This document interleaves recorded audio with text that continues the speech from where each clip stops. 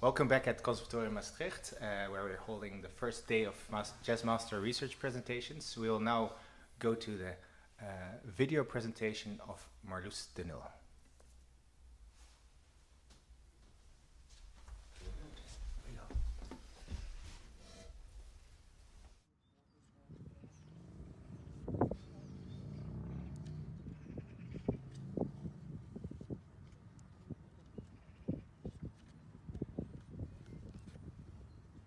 With poetic needle, I neatly pierced, whole after word, a new soul through lost objects. Imaginative melody lines and chords, I slowly threaded through the various adventurous surfaces. The lost objects were given a musically embroidered residence in which they now continue to sing their stories.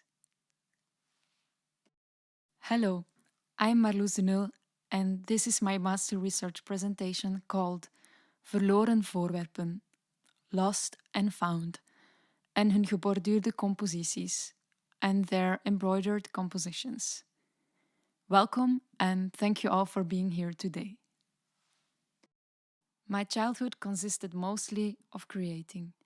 During holidays, I spent hours at my craft table on the porch of my childhood home. I made little crafts with the materials I found in my surroundings, started creating lyrics in fictive languages, and during all of this, I just couldn't stop singing. The occasions when I'm being simultaneously creative with my hands, music, and language are still the moments when I feel closest to myself as an artist. It is as if these three domains, when they come together in my creative process, cause the originality, inspiration, and speed of the creation to double. Being intensely focused on the development of my voice during the years of my bachelor caused a good basis, which I am grateful for. But at the start of my master's, I felt like I had to restore the elements of lyric writing and crafting into my artistry in order to come back to that feeling where I, as an artist, have my sweet creation spot. In September 2022, I found an old postcard at a flea market in Brussels. When staring at the card, I saw the silhouette of green dragon wings and heard a bass line. I thought of embroidering the wings, but had no idea how to do this and thought of writing lyrics, melody and harmony supporting this concept. That moment, my research question was born. How can embroidery on lost objects, combined with own compositions with song lyrics, lead to an artistic product such that the audience itself creates its own film while observing? To achieve answers to this main research question, I came up with these sub-questions. How can embroidery add an extra dimension to lost objects? How can song lyrics be written such that the audience itself creates its own film while observing? How can the embroidered lost objects and the induced musical ideas be translated into compositional elements? How can one combine the results of embroidered lost objects with the compositions and song lyrics into a presentable artistic product? What possibilities are there?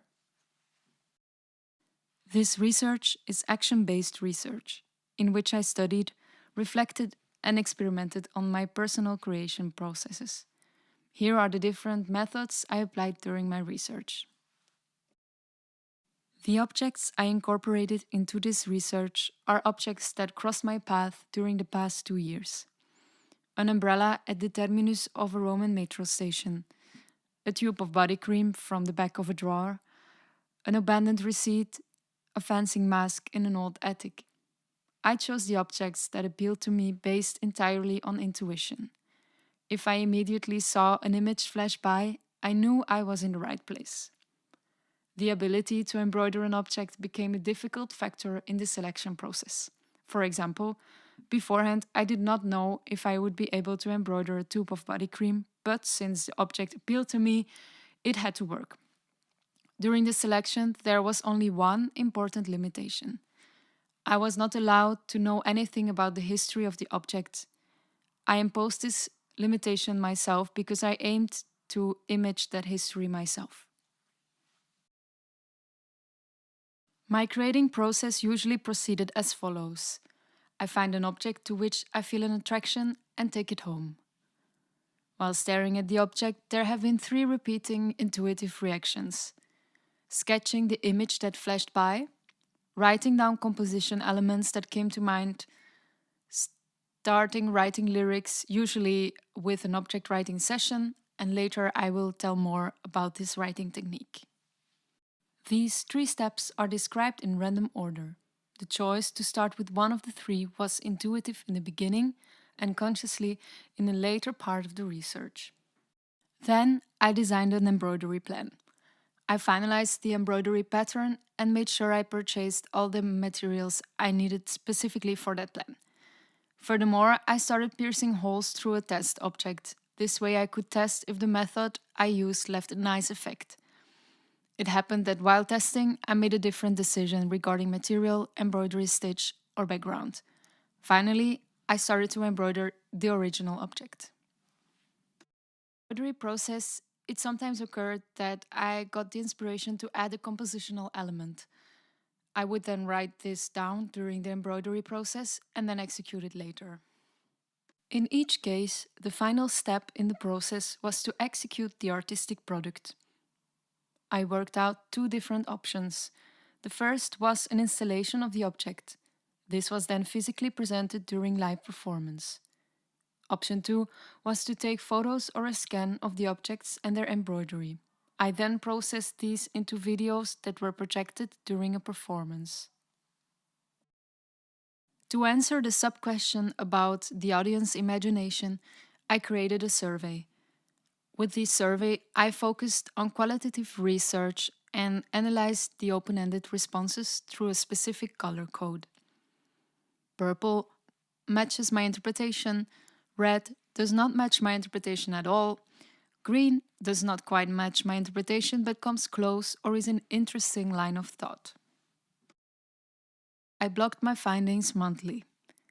Large parts of these can be found in the process documentation of my research report.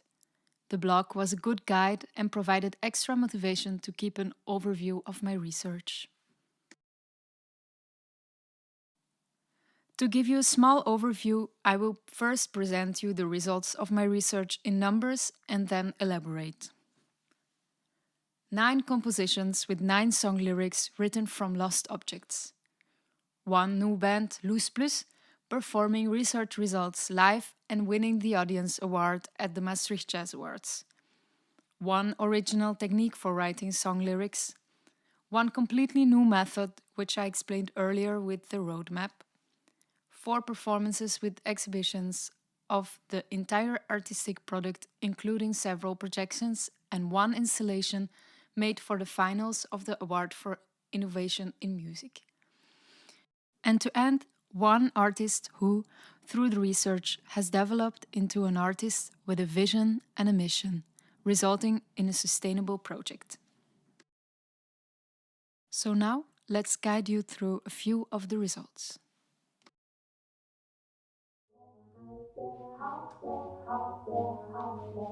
Geweldige show, plots groene veren en staarten, vliegt en draait door mijn neus, zoeken naar bevestiging. Het is naar het publiek, schreeuwt naar aandacht, ik ben mezelf niet.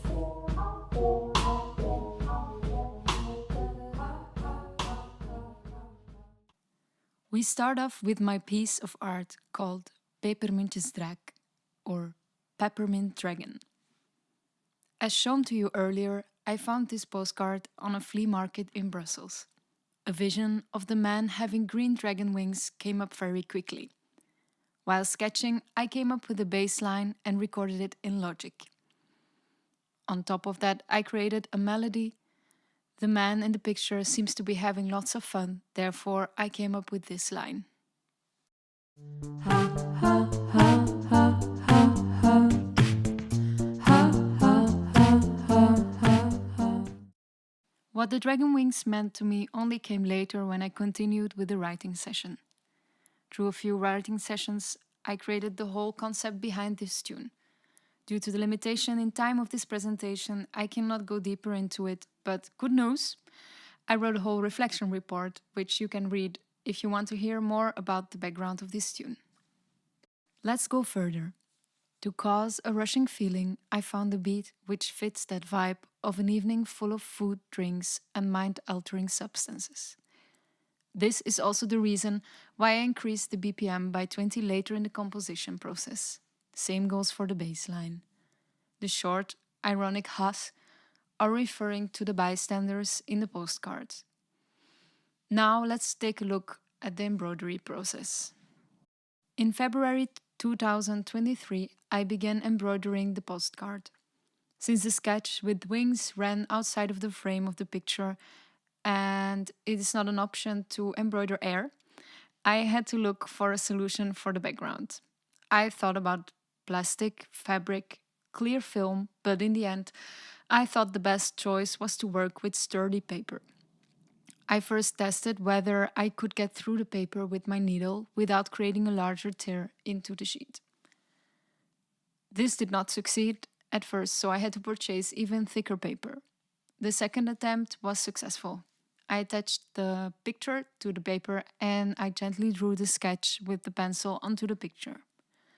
I applied this strategy, which I saw earlier in an Instagram video. The technique applied goes as follows. First, you choose a needle of which you are satisfied with the thickness so that the hole you leave behind is not too big or too small. In advance, you measure how long you want the distance from one hole to the next and then stick to that distance for all the other holes. This ensures a neat finish. Next, you prick all the holes before you start embroidering. It is important to make sure the holes are not pierced too close to each other to avoid the tearing of the paper as in this example. After poking the holes, I could start embroidering. I chose this beautiful green color which I imagined before I made the sketch. Hole by hole, I embroidered the picture for several hours. Embroidering the piece of outline that was on the picture was a more difficult job because of the double background of paper and photo paper. Next, I cut the wings out of the paper and made sure to finish as nicely as possible.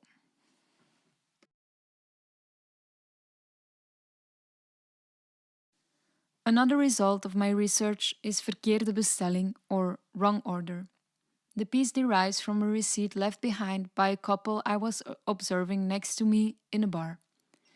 The couple was talking, but also not really talking. When they were done drinking, they left, and my eye fell on the receipt that was still on the table. It intrigued me, and I took it home. Once home, I started an object writing session. This is where a big part of my literature review kicks in. I dived into multiple lyric writing books. The one book that stood out for me was Writing Better Lyrics from Berkeley songwriting teacher Pat Pattison. He developed a writing technique which you practice by writing 10 minutes a day about an imaginative object by using all your sense memories.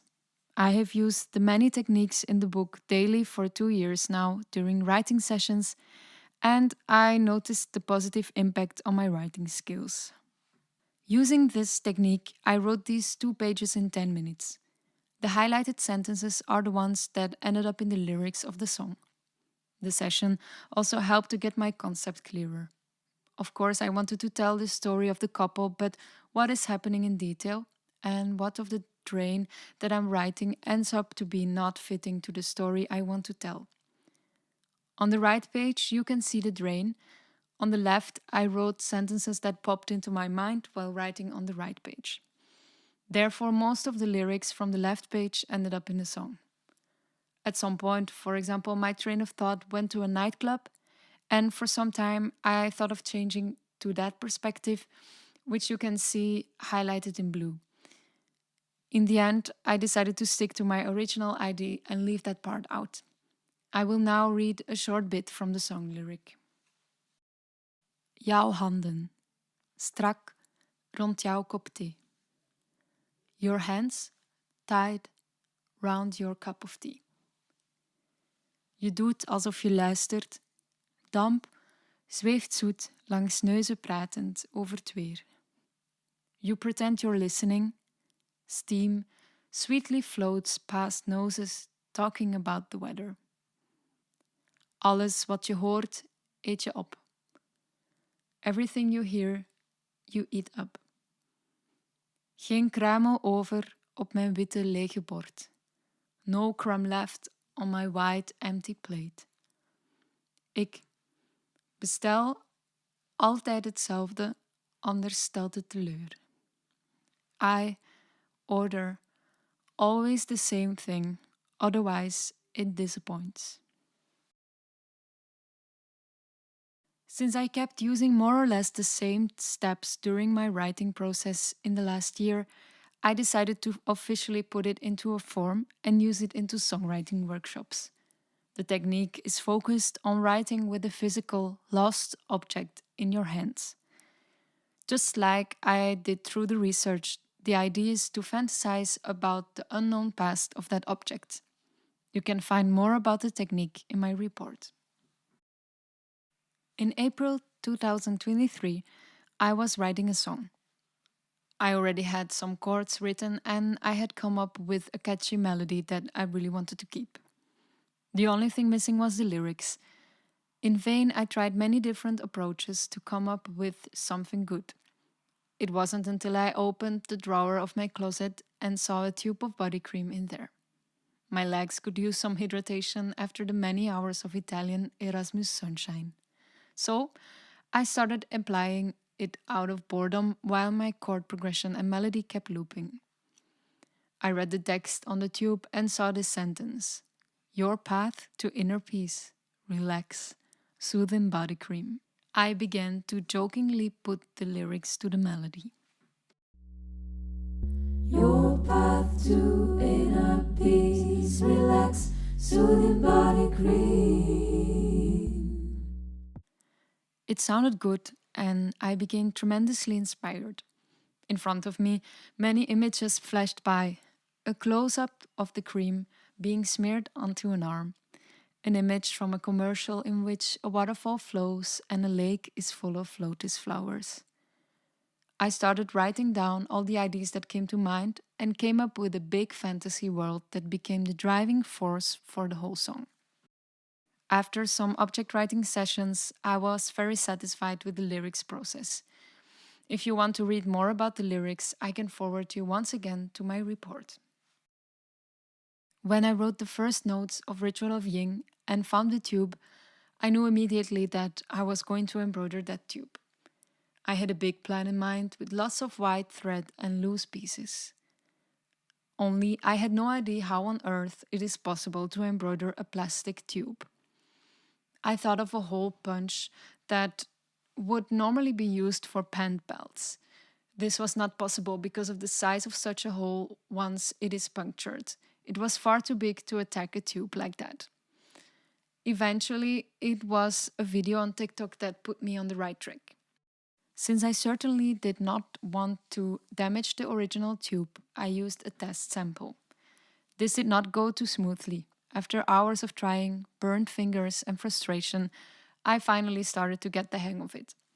To execute the sketch, I had to poke all the holes before I could get started. I grabbed the needle with pliers, I held it in the flame of the lighter, and then I had to quickly pierce the right spot. Piercing the holes also only worked after a second or third repetition of needle heating and poking. Once all the holes were made, I could finally get to work on the embroidery. First, I started on the yin part and then I attached 10 long white threads. After this process, I sewed up the top of the tube nicely and also attached the thread hanging from the top of the tube. In September 2023, I heard about a competition being organized by Conservatorium Maastricht, a competition in which conservatory students take on the challenge of creating an innovative musical performance. I immediately made the link with the composition Ritual of Ying that I wrote earlier that year. This gave me the unique opportunity to work out an interdisciplinary concept and to incorporate my embroidery output into the performance. As I thought about how to incorporate that little tube of cream into a musical performance, I was determined that this had to work. The cream had to be presented as something enormously important and grand. It had to not just pass by in the performance, but be given a dignified place where the object would be visible by all bystanders. I thought of a tall white pedestal with a few spotlights illuminating the whole thing. But this seemed just a little too static, so I mulled on. Finally, I got my eureka moment on the train while sketching on paper. I drew the entrance hall to the classical department and came up with the idea of attaching the tube of cream with a long wire to the ceiling of the top floor and hanging the tube at the level of the second floor. Later came the idea of having white threads following from the tube and spreading it over several floors. I applied with this concept and was chosen as a finalist. This meant I had to realize the entire concept in just under a month. This was a tremendously fun challenge that I enjoyed taking on. Setting up the whole installation was no easy task. We had a test set up the week before, and eventually, after much fiddling and sweating, we managed to hang the tube from a thick steel wire, which in turn was attached to the balustrade with tension cables. November 17th, the day of the AIM Awards. I got up early to prepare properly for the performance. I pulled up to the school building and quietly began installing the tube. In cleaning up the day before, something had gone wrong. The threads were all tangled together in the bag I kept the bees in. So I started by untangling the threads. At first I was optimistic, but after an hour of unraveling, I still got huge nerves. Finally, with the help of some classical students, I managed to unravel the entire work in 2 hours. Luckily, I was there early that day, so this is definitely something that will never happen to me again. I will definitely keep this in mind for future performances. The result of that evening gave me an enormous sense of satisfaction. Everything went according to plan and looked just as I had imagined. I dream of making a music video of the whole concept. Let's watch a small part of the performance.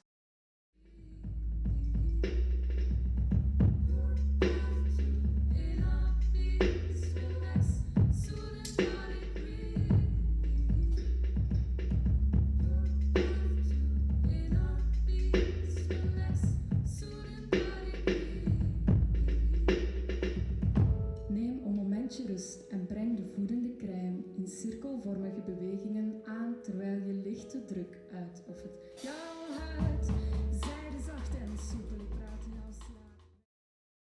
Several times throughout the research, I asked people around me to share their interpretation about the lyrics I wrote. Their interpretation and what they imagined was of great importance to my research. The answers were surprising, a lot of times in a good way, but sometimes also in a bad way. Here's an example. In my composition Vlezig en gezout, written from a lost piece of ham, I tried to write about the topic of catcalling, a sensitive subject that in my view must be handled with extreme care. I saw a connection and wrote from the point of view of an attacker. I held an object writing session and wrote this text. I had this text read to a few acquaintances and I was shocked by their views. They laughed, insinuated various things, and took it with a positive connotation. This was not my intention at all, and perhaps I should have accompanied it with the music earlier for a more specific context. But the intense theme and sensitivity I want to create around it needs a very specific approach, so I got stuck there and left the piece. In the future, I want to continue writing this song, but for now, I'm still searching for a more suitable approach. Since I wanted to seek more anonymous opinions, I decided to put together this survey. Its purpose was to bring in a large number of interpretations and imaginations to two compositions and then compare them to each other and to my original intention in writing the composition. Which interpretations keep recurring and which are strikingly far from my intentions? Overall, I was enormously surprised at the number of similar interpretations. Some terms and concepts kept reappearing. Few times it occurred that an interpretation was partially similar, but had very interesting new images to bring to the table, which were inspiring for me to write new parts. One question was solely based on image interpretation. The answers were further away from the questions with musical and textual context. From analyzing the answers, I suspect that the text has a great influence and a leading role in the image that people make up while perceiving. For the embroidering on lost objects, two cases were important. The literature review, from which I extracted different embroidery techniques and studied works from other artists, read about their struggles, and from that made conscious choices during my research. The second important factor was the many trials and errors. In the end, simply trying out what I had in mind was the way I found answers. The embroideries gave an additional dimension by reflecting their new story on the object's unknown history. Furthermore, I can strongly suggest working with test objects, replicas of the original objects. This caused an acceleration in the research. This meant that I could experiment with different embroidery ideas without worrying about damaging the original. Concerning lyric writing, the book Writing Better Lyrics by Pat Pattison had the leading role. By using his best-known technique, object writing, almost daily and invariably when writing lyrics for the compositions from my research, I noticed a smoother approach while writing lyrics. Diving into the writing from sense memories, which is part of the technique, happens faster than before. Because of this, I notice improvement in quality during writing sessions. Furthermore, I gained interesting insights from the survey. For the resulting texts from the study that were covered in the survey, participants shared in most cases that they had an image in mind when listening to the texts. I suspect that the text plays a strong guiding role in image formation of the given examples. Composing the musical elements mostly derived from intuition. Choosing the elements depended on the mood that suited the concept. Specific sounds, chord colors, instrumentation and grooves added a supporting layer to the songs. Projections allowed me to incorporate the embroidered objects into live performances. Photos and videos of the works were processed into a representational artistic product. A second possibility to incorporate the physical object into performances could be turning the embroidered object into an installation, and possibly connecting it to the place and people present at the performance. The results from this study are generally consistent with the expectations I had in mind. Regardless, there are some points I would like to elaborate on. This research is a case study, and therefore the resulting methods and techniques might be successful for me, but is not proven that it will be the same for others. Nevertheless, people are more than welcome to experiment with the outcomes of my research. I hope to inspire other artists to try out interdisciplinary art forms and discover an enriching and challenging world. Despite my satisfaction with the many compositions resulting from the research, I would have liked to embroider more. Interdisciplinary research is difficult to maintain. Finding a good balance between composing and embroidering was a major challenge. In each case, composing and lyric writing were given greater priority than embroidery. Because of this, some results have remained sketched and not yet embroidered. In the future, I hope to find a better balance. While processing the survey responses, I ran into a personal ethical issue. Do I adjust my art when people's interpretations are inconsistent with my initial goal? Do I let other people help determine which elements I delete or add? I still haven't quite figured it out. During the research, I have consciously acted on this and also consciously not. My gut tells me that I should mainly keep following my first thoughts. This is an issue I would like to further explore. Nevertheless, I got satisfaction from experimenting with how far I can go with this. Due to time limitation, I was not able to conduct as much research as I hoped for the sub-question about compositional elements. The other questions were given priority due to a greater personal interest in answering them. In the future, I hope to find more answers to this question. Processing the visual art I made resulted into 2 different options: projections or installations. In the future, I strive to take other paths.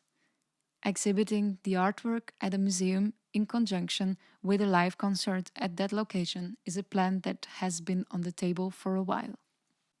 Recently, I tried to influence the creation process and start with the embroidery of the object before anything else. It was a fun experience, but I didn't have enough time to continue. Till now, there are no lyrical or musical elements that came to mind. In the future, I hope to experiment more with influencing this process. Currently, I am developing my songwriting course, and integrating the resulting technique from my research into the lesson plan is the next step. In summer, the resulting compositions will be recorded. And to finish, the resulting compositions and visual art will be incorporated into my upcoming performances, including my master concert June 17th at Meticulously. The compositions will be played by my band Loose Plus. Now that we are at the end of my presentation, it is time to thank some people. This thesis would not have been possible without the support, cooperation, and expertise of a large number of people. First and foremost, I would like to thank my family and friends for all forms of support they gave during my education. I would like to thank my research coach, Jesse Passenir, for all the help, faith, and enthusiasm for my research, the good guidance, and positive energy. I would also like to thank my main subject teacher, Nadine Nix, for the excellent guidance and valuable feedback, each time that positively influenced my artistic development. Thank you to all respondents for completing my survey I distributed. Your answers gave me a broader insight and added a new dimension to my research. And finally, I would love to thank the entire Maastricht Conservatory Jazz team for the wonderful opportunities I received. Thanks to everyone I have worked with over the last 6 years at the program. You gave me the opportunity to grow peacefully, both artistically and personally. I heartily thank you for your attention.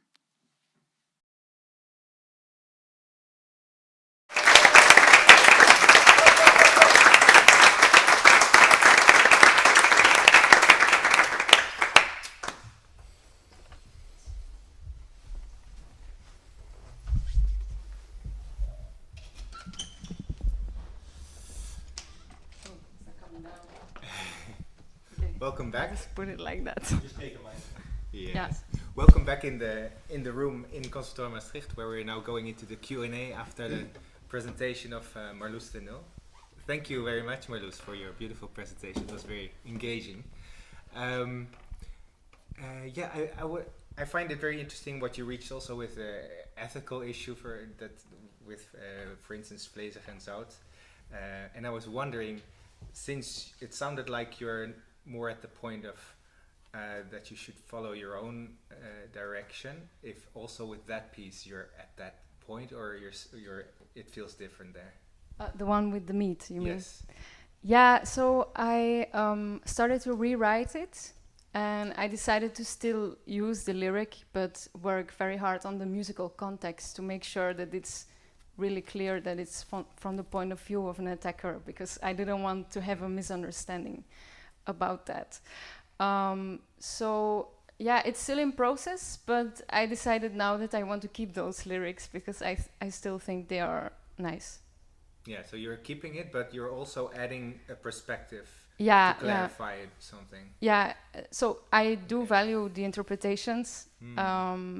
So let's say that I will keep the lyrics, but those opinions made me realize, I should be very careful with the way I put it out. So I'm thankful for those reactions, but also I try to not let it guide everything. Let's say, yeah. Yeah, of course, this was a extra sensitive one to you, maybe different than other ones where it was simply not matching your ideas, but Yeah, you exactly. were not as attached to the outcome. Yeah. Okay, and a whole other question. You've got an interdisciplinary project and research going, so there are a lot of aspects to your research. When you reflect on the weight of things and how it has gone, how do you feel regarding that? Are you at peace with what got accented more and accented less? And could you go into that a little bit? Yes, so I'm definitely at peace with everything, because I did a really big amount of work. I composed a lot, and just the whole research also kept me going. So that's definitely something I'm proud of. But yeah, I wish like I said, I wish I embroidered more.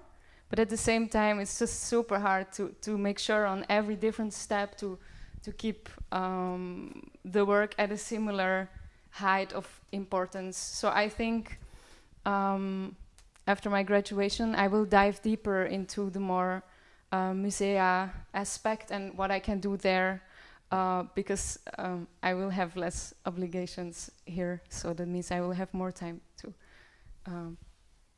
put my attention there, let's say. And the final question from my side. You've been writing a lot of blog posts, let's call it, yet you haven't published that, correct? No, that's correct. Yeah. How do you feel regarding that, and a purpose of publishing that or not? Where do you stand right now regarding this? Do you intend to publish the outcomes of these blog posts that you already kind of have? Yeah, that's true. I'm thinking of that, but as we discussed earlier, I'm kind of still in a dilemma, because it's a very it's very clear then what all my songs are about. So I kind of also want to maybe not people not to know what are the actual metaphors I use, and in my blog it's really specific about certain things, and maybe in some way I have to rewrite it so I have a bigger control over what I want to be shared and what not. But definitely I will still use it. Once I build up finally my own website, I will for sure put parts of the blog posts on there. Yeah, just a tiny follow-up question then, because of course we also created the documentation that we also can now publish. Of course, it's a different arena. Yeah. Does it therefore feel different, or do you also have hesitations to even publish your documentation? No, that feels different to me. Okay. I would say, yeah. But I guess we'll talk about Sure. that. Questions here? Maybe, yeah, please. Or maybe you publish it in a booklet if you release these songs on an album or something. Just a quick idea. Yeah. So in summer we will be recording the EP, because I think at least 5-6 songs I really want to have recorded, also to get the process with my band more on the right track, so we have something on Spotify. So great. Yeah, One question about the composition part. So as I understand, you have one piece of work, I call it like that, and then you compose to that. So it's all about every tune has this kind of history to it, right? Yeah. And how do you bring this up in a concert, like on a normal concert setting? I couldn't see pictures, but as someone who's like playing also a lot of concerts and curating concerts, I find it totally interesting. This deep dive behind the scenes to get something really close to us, because it's something you show the world and you take us on this journey. And so my question is like, how you present this?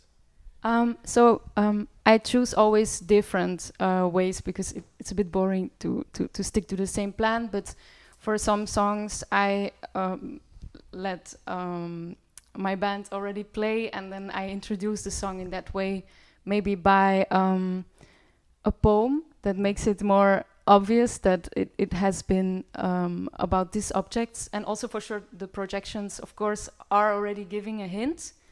Though I prefer not to say exactly this is a tune about this object, because I think that's kind of ruining the vibe. That's my opinion. And then other ways I've done it is by actually also putting the real object there. So, for example, with the ritual of Ying, I made sure all my band members had a tube of body cream, and right before playing, they applied it. So then it kind of became much clearer that it was about that. Okay. Yeah. Thank you. Cool. I would have also a couple of questions. First of all, I guess that looks so great. This bordure, how is it in English? Embroidery. Yeah. Thank you. It looks so nice, so easy, but actually it's not. And No. I was reading also your struggles. Sometimes on some objects really struggles, right? Mm. What was the most? The like most intense struggle? one? Yeah. Yeah. Well, that was really the tube of body Tube, cream, yes. because I really had to hold the needle, make sure I didn't burn my fingers, and put it in the fire, and then put it And back. it burned your. Burn my legs, even right. by dropping the needle on my legs. So. Did you transform this into like composition? This struggle? Did you transpose this to the composition? No, but that's an interesting thought. Maybe I should look into this. Yeah. Yeah. Some objects were easier. Some objects. Yeah. Some object like the paper is easier to embroider, or on just embroidering on a more fabric background is already much easier, and then it's also done fast. But about that remark about putting it in the composition, there have been times where I was embroidering and then came up with extra thoughts. So then I went back to composing, and the other way around. During composing, it sometimes happened that I got an idea like, oh, I have to add this because that supports the message even more. So like this, yeah. Great. You did also this laboratory, this lyrics laboratory. Yeah. Was it pure the objects and then the lyrics, or there was no element Of embroidering? Yeah, No. Are But you planning to do this also, or that's actually a really nice it's idea. hard to find people who are able to do this, right? I mean, Yeah, well, the thing is, before someone can embroider, it takes at least, I think, 2 weeks or something, because it's very precise work and it's very frustrating. So I wouldn't recommend to, how you say that, impatient people. Yeah. because they didn't have this input of embroidery, right? Yeah.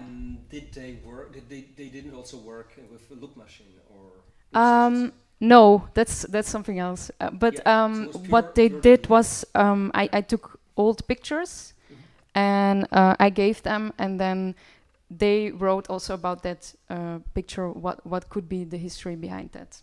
Yeah, maybe it's Yeah. interesting to compare only the objects and lyrics, and this Yeah. what you do, because this opens much more fantasy, right? Yeah, this exactly. embroidery. Yeah.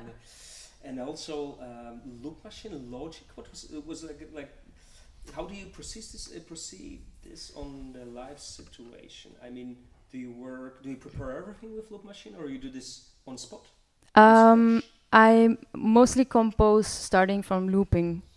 So a lot of songs come from the loop, and then I rearrange them for band formation. And sometimes I still use the loop on stage, but that doesn't necessarily much have to do with my research. Yeah. Did band actually? Sorry for the question, but did band actually have a lot of things to say about the groove, or you had the clear vision from the beginning? Like, I want this, I want this groove. Yeah, that was really clear, and also it was more intuitive. Like, okay, this story to me feels like more a laid back kind of vibe. Then I also decided to use laid back sounds, for example. But as I mentioned, that was something I would like to dive much deeper into, because that's something I couldn't do yet. Yeah. Cool. Thank you. Any questions in the room? Yes, Valentina. I have a question. If you have an object that deteriorates, so for example, I don't know what you thought about the meat, but maybe, for example, the receipt, do you embroider directly there, and the fact that it will fade away is part of your process, or do you make a copy so that it will remain as when you found it? Yeah. of the meat, it's not really possible to make a copy. So I think then I would like make sure I have a photographer and like just make sure I have the pictures nicely in time, or I embroidered a piece of meat right before the performance, but I guess that's risky. And then about the receipt, I kind of like the idea that the ink at some point will disappear. So I think I will just have to go with that and not fight against that. I think a copy of a receipt will look a bit like it will kind of destroy the image a little, I think. Thank you. Maybe one question: are there any role models you would Role role models for your work? For my work? Yes. Yeah, that was super hard to find people Totally, that. because Yeah. there's some people going in a similar direction, but not specifically with music. It's art for itself. So this is what I'm asking. No, actually not. I have my musical role models and I also have my embroidery role models, let's say, but I found till now nowhere ever any person. Well, I found someone that combines it, but that's not a musical artist. So then that was also the hard thing. I didn't find anyone that combines both and also in live performances. Yeah. Thank you. So that raised an interesting point for me. I think there's a lot of musicians who combine art, like visual art and painting, with music. Yeah. Was there anything specific to embroidery that differed from visual art that you could then narrow in on? Yeah, that's the hard part about it. Like if you can paint, or if you can like paint online, for example, on then it is much easier to actually project it or something. But with the embroidery, it's harder. Or you can even paint live, but with the embroidery, it's too intense process. It takes too long to use that live. So I think that there is the difference I found. Yeah.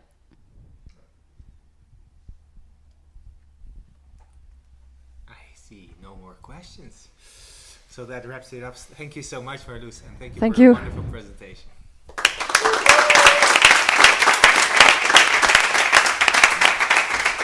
And thanks everybody that has been watching online. Yeah, thank you. Next week we will have our next series of presentations again on Tuesday at 12. Thank you.